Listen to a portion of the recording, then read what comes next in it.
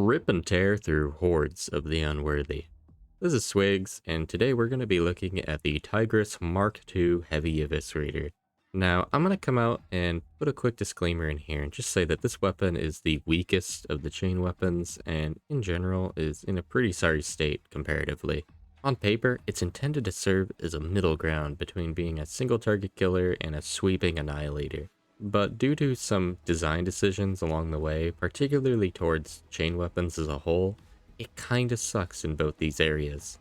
But despite all of this, it's still my absolute favorite melee weapon, and I brought it into plenty enough Damnation lobbies to say that, in the right hands, this thing is still perfectly capable of shredding apart heretics. So if you're looking to bring a challenging but satisfying weapon, the Eviscerator is just gonna be perfect for you. So let's dive in and go over how to master this monolith of rip and tear. To jump right in, the pros. The Eviscerator is anything but subtle, and it carries pretty damn impressive length, and it's got hitboxes to match. While you're usually elbow deep in your enemies, having that ranged is actually pretty useful when fighting monstrosities like Beasts and Nurgle or Plague Ogrins, and you need that extra oomph to hit their weak bits. It's also more forgiving thanks to it, since it's harder to whiff your attacks when you're swinging something as long as a dining room table around. And its size also lets you get a smack in before dodging backwards in cases where you need to perform micro hit and run attacks.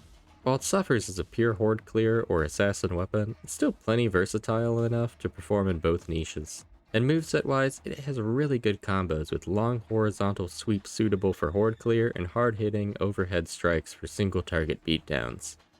Now the weapon is in a sore state, but it also doubles in making it that much more rewarding to master. And honestly, I think this is going to be one that's going to be a likely candidate for buffs down the line. Some of its issues are linked into how chain weapons function on a whole, so not all of this is going to be escapable. But there's some easy tweaks that, if they showed up, would make this weapon a much better pick. And any person who can handle it at its worst right now is going to absolutely slay with it at its best, and they're going to be bearing with them the OG bragging rights as they should. And that might be a pretty violently optimistic sentiment to be holding, but you can't blame a guy for hoping that his favorite weapon gets buffed, right? And it's just hands down the king of Flavortown, being the objective coolest chain weapon around, and such a perfect class exclusive for Zealots to have. Nothing makes me feel more like an insane member of a death cult quite like revving my chainsword and sawing massive ogrins clean in two. And that revving noise as you charge in is just a holy chorus to my ears. Now moving into cons, it becomes a bit of a brutal list. A pretty glaring issue to start is its special is just not where it needs to be to serve as a proper elite killer.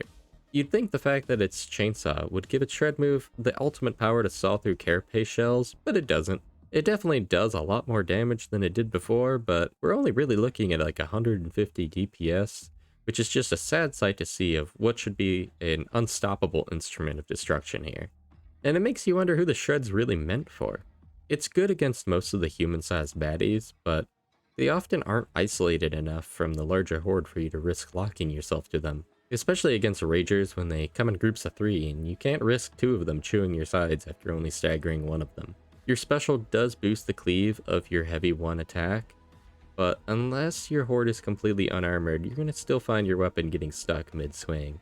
And this leads a bit into the next problem it has, which is that those damn chains are sticky. And I know that makes it a little bit more realistic. It's a well-known secret that lumberjacks don't just swing their chainsaws through trees. But I can't cut down Nurgle's hordes if I've got to pick bits of dead heretic for my gummed-up blade every minute. Against unarmored foes, it's not going to be really noticeable of an issue, but throw in a bit of flak in there and the Eviscerator starts breathing heavy trying to get through all that thick heretic armor. And if the Eviscerator runs out of gas halfway through your swing while fighting a horde, that's a good chunk of the melee that is open and ready to punish you for it. All of this, and it's got a devastatingly poor cleave. For such a long, sweeping weapon, it caps damage at like only 4 or 5 enemies, even with a maxed out cleave stat at 80. And the damage spread across those few hit faces pretty steep drop-offs too, which prevent it from killing everything it touches like it damn well should. You can rev before your initial heavy, but as mentioned, it causes it to stick more if it hits anything particularly Campbell's chunky soup in the horde. And as a result, the Eviscerator is pretty shackled to its blessings to make it perform, namely Savage Sweep. And since it really centers on this one blessing, it makes tinkering with builds pretty bland with only a few combos worth really talking about. While there aren't any wacky fun blessings you're missing out on, it's still a pretty shallow pool to draw from, and it makes making diverse builds harder. Also, a quick break to mention that if you're not subscribed and listening, consider joining the channel. I'm planning to continue making guides like this, and support from you and the rest of the community is just fuel for the fire. And if you really like my shit, consider checking out my Patreon. Patreon subscribers won't just get my eternal unending gratitude, but also a shout out at the end of all my future videos. Getting back into the guide, let's go over some of the Eviscerator's combos, which are honestly pretty easy to pick up. First off, this is the bread and butter for many legacy Eviscerator users. Start with your heavy one and follow with a block push follow-up attack. This move can instantly be repeated up until the point that your stamina runs out and has great sweeps for the hordes, and that extra stagger from the push makes it great at making breathing room during a fight. Next is a small permutation of the last, with a heavy one followed by a light 2. This is just as repeatable and it's essentially the same as the last combo, minus some crowd control benefits from the push. But since it doesn't consume stamina, it's great to intermix into your patterns to prevent stamina draining too quickly. Optionally, you can always precede any heavy one with a rev, which actually boosts its cleave while doing extra damage. Though it will bite on flak, so be careful trying to cosplay a power sword too hard.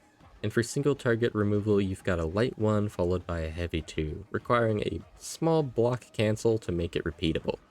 You can of course rev up your light 1 or heavy 1 with your special for single target removal as well, but this benefits by being a rev agnostic combo in case you're trying to avoid locking yourself to an opponent and need to stay light.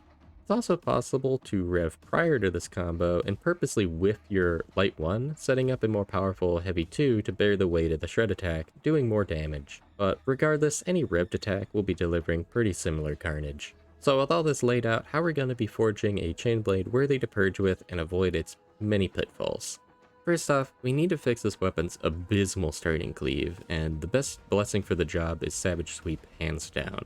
This is a massive cleave gain at any tier and any cleave value, and it's the de facto way to make this weapon feel like it should. Wrath also is going to be boosting your cleave, but its bump is so much lower comparatively that it's just not even a close call. At max stacks at tier 4, it finally hits the same bonus of tier 1 Savage Sweep. Even worse, an unwritten caveat exists, which only maintains stacks if you are chaining hits, which this means that we're not going to be able to block push, slide, or dodge without losing that bonus.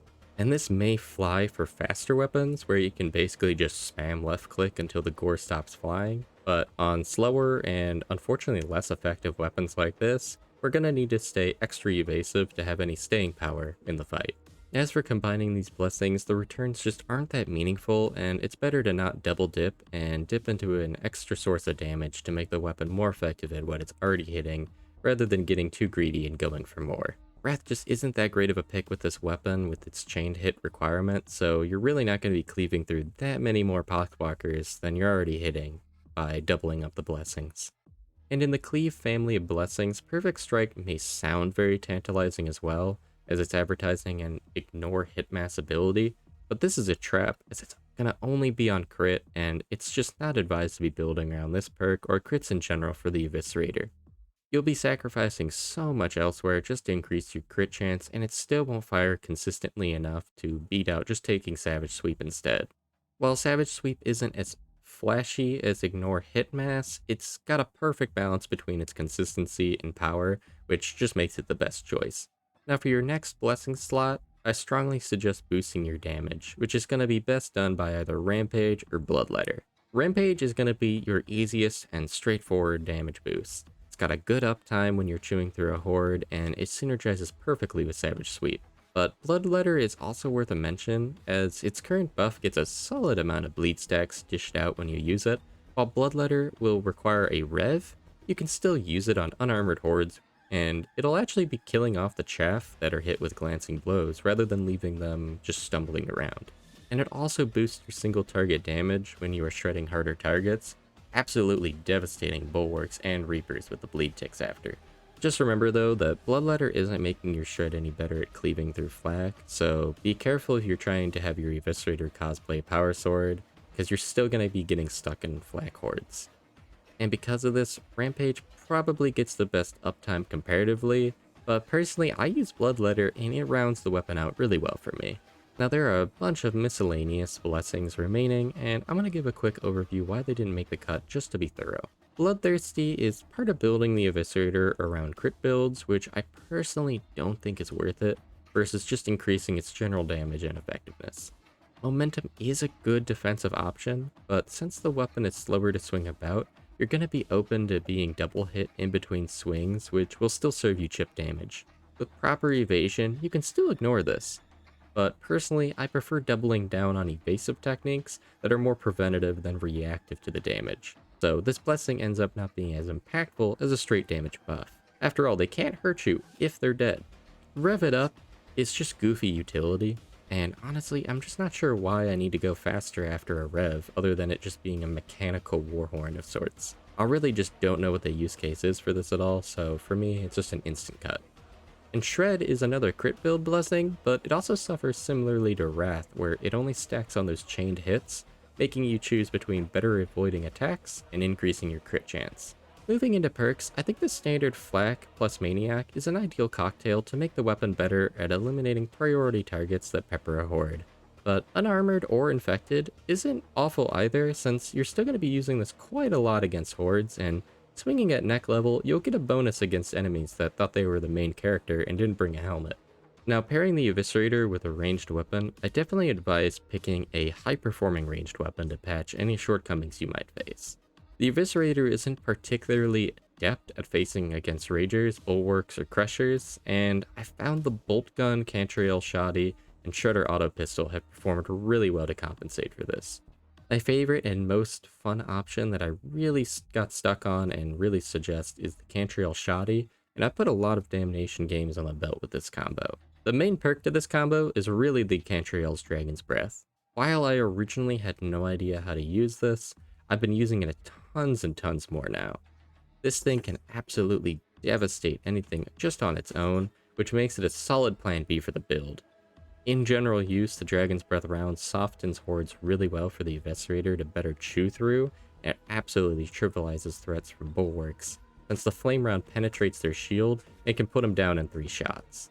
It does have some shortcomings against Crushers because it has a really bad carapace modifier, but you can actually use your Chastised Charge and use your temporary armor penetration from it to bore right into them with no problem.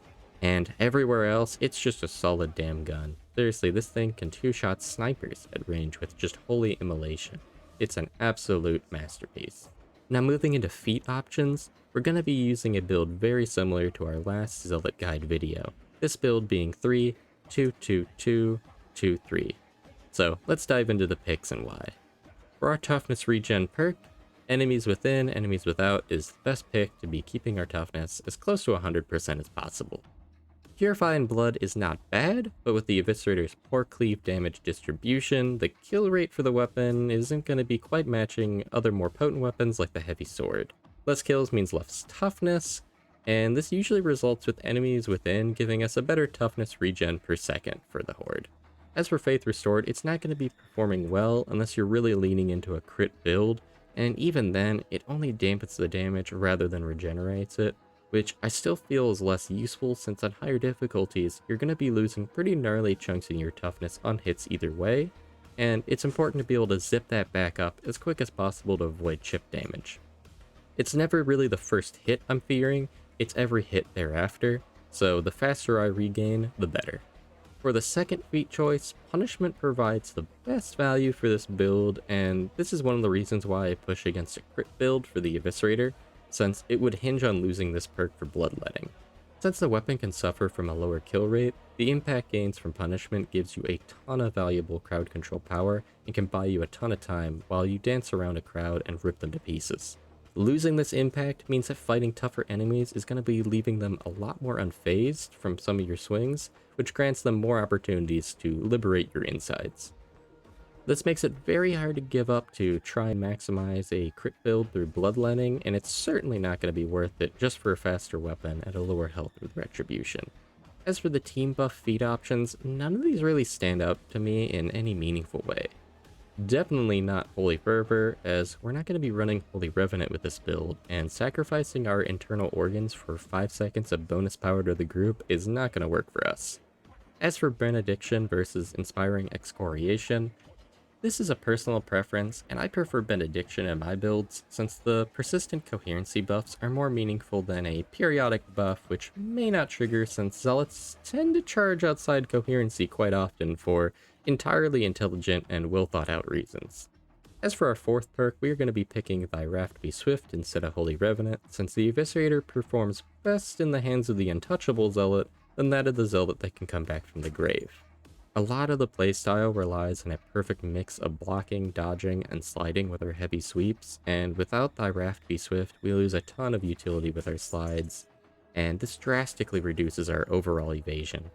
As for Faith Restores All, it's just not as good as Holy Revenant, so the same reasons stand, and if I'm going to be picking a health regen perk, I'd be suggesting the better one instead.